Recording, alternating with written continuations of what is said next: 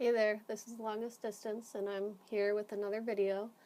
So, I've decided to record all my art because I found this really weird loophole. So, my computer is custom built, it was made from spare parts given to me by a friend. But whenever I use Sci or Photoshop, like the software stutters.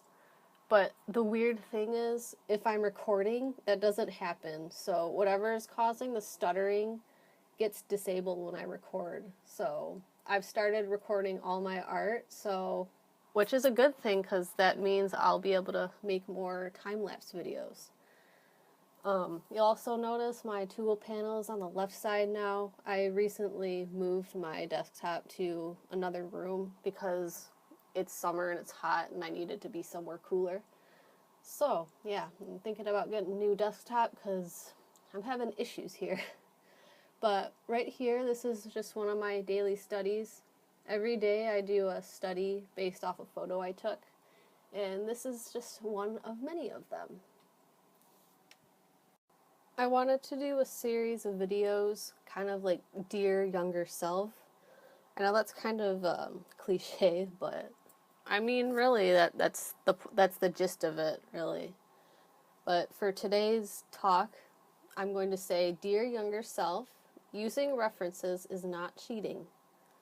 So, I was going to mention about how referencing and tracing weren't the same thing.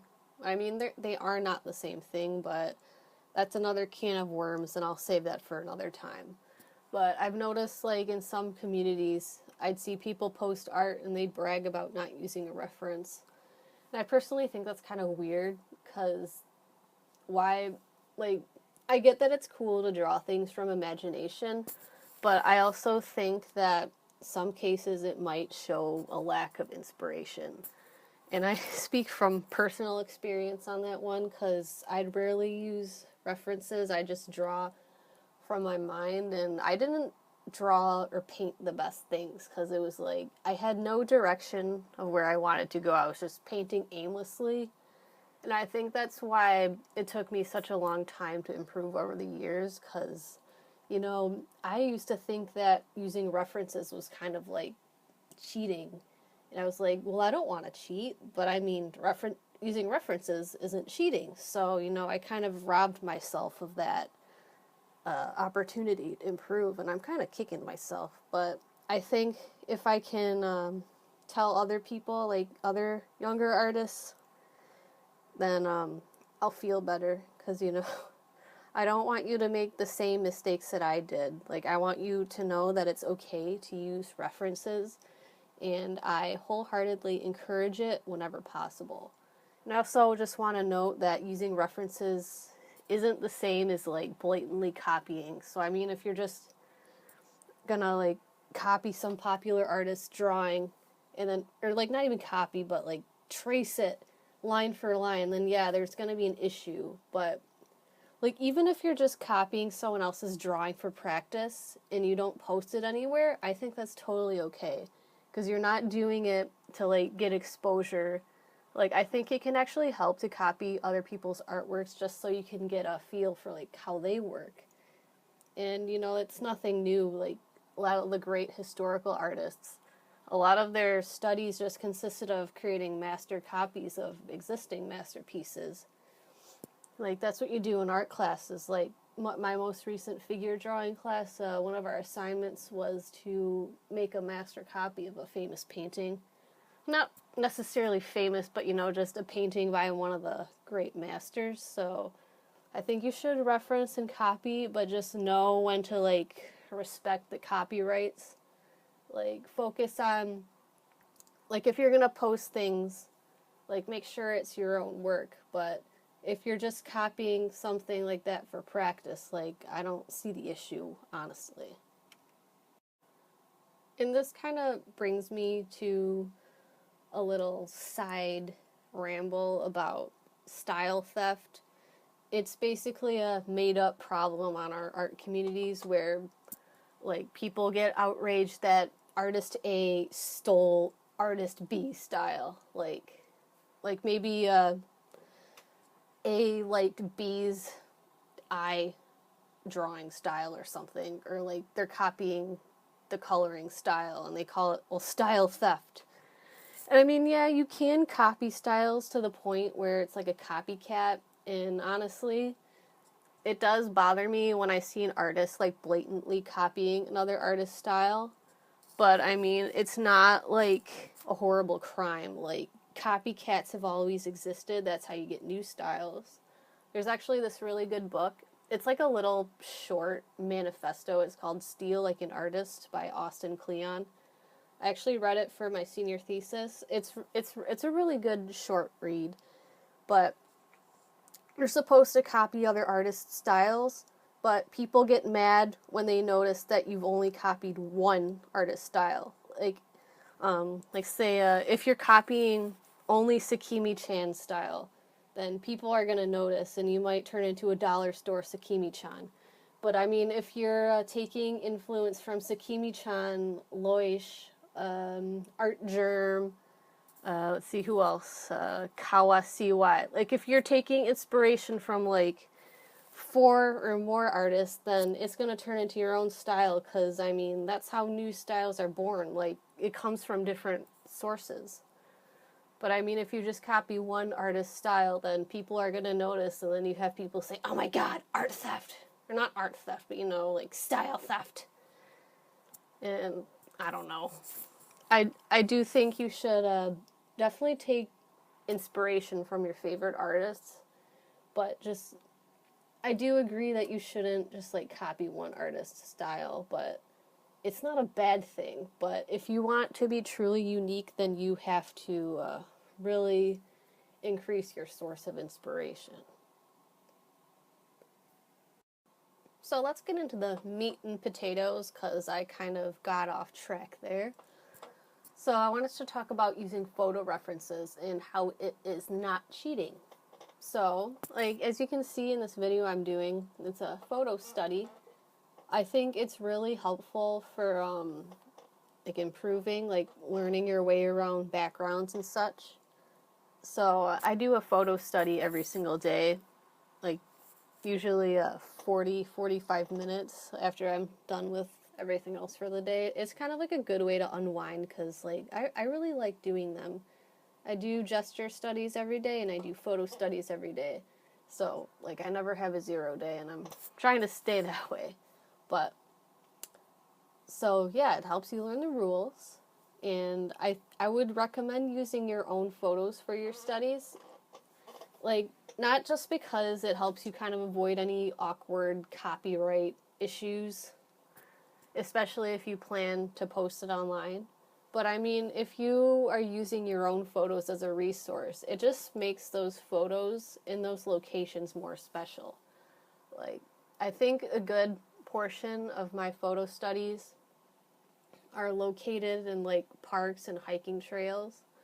So when I paint photos from these locations and then I go to the location, it just feels that more special. Like, I get all nostalgic and I like to think, hey, this is where I made that photo study a while back. So, and I mean, and then if you want to go to a more professional level, think of like a lot of popular anime. There's the movie Your Name.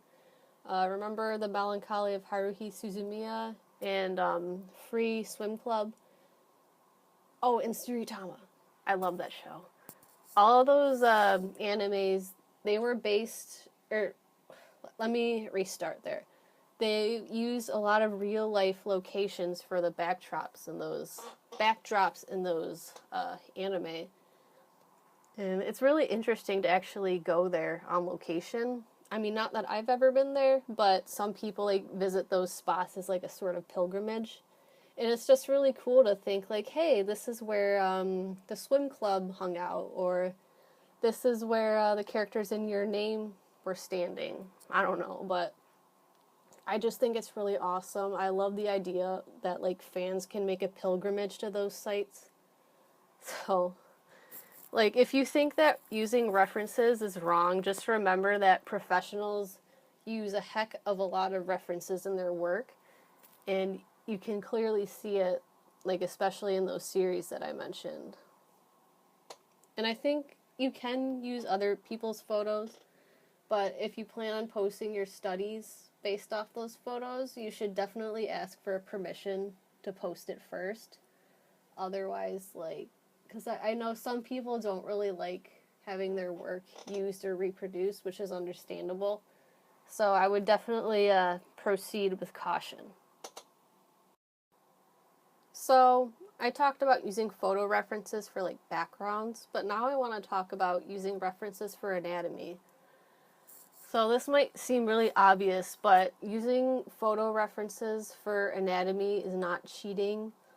I don't see anything wrong with looking to other people's artwork for like help with poses, especially with like anime and cartoon poses because they're less realistic. I'm not saying, oh, you should just copy them, there are no consequences, but I mean, if you're like looking at them to get like an idea, like I don't think that's a crime. So I'm just looking back again, looking to my younger self. My younger self did not like to use references for poses. She drew everything from imagination, as I mentioned earlier, and they all looked like poop because I didn't know what I was doing. Like I remember, like, probably like 8 years ago, I was really inspired by Double Leaf because, like, she's like the god of anatomy.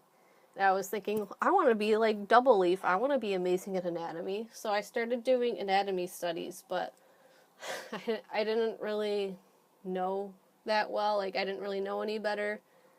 So I just, like, do these really aimless studies from imagination. Like, I didn't know who I was drawing. I didn't know what I wanted them to be doing. I would just draw. And it looked like poop. Like, they all looked like Adam Sandler. They looked really, really bad. And I think if I just, like, pulled up some photos and drew from those, then, you know, I would have had a decent idea of what I was drawing instead of just, like, wandering aimlessly. And I don't think I really benefited from any of those studies, even though I did quite a few of them. But I think if you want to use pose references, you know, you can ask family or friends to model for you if possible. Like, sometimes I'll have, like, my sister or my bestie pose for me. Like, you can use Google or Pinterest or some other image search site. Like, especially if you're just getting, like, the basic gist of a pose, it really helps. And I think another thing that I never learned to do was to take your time. Like, I would just rush through it. Like, I never took my time with anything. It was just like, I gotta get this out as soon as I can. And so I'd skimp over important details, and again, it looked like poo. So I think you need to take your time. You need to develop an eye for observation. Otherwise, you're not gonna absorb any of the knowledge that you hope to when you're practicing.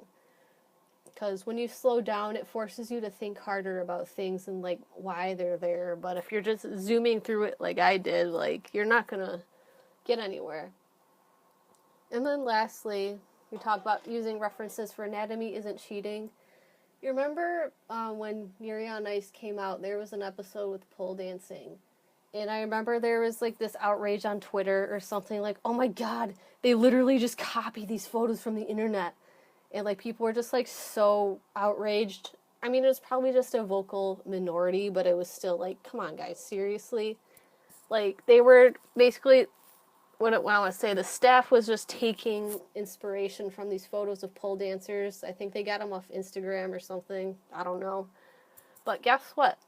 The pole dancers that they took reference from saw the anime footage of the pole dancing, and they were really flattered. They're like, oh my gosh, this is so cool.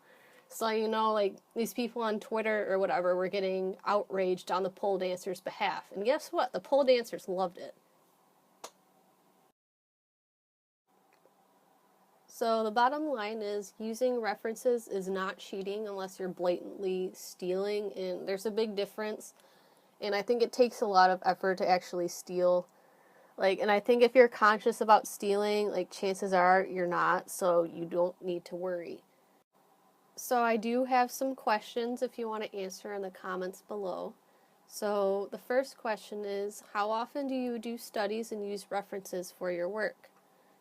My second question is, where do you draw the line between using references and plagiarizing?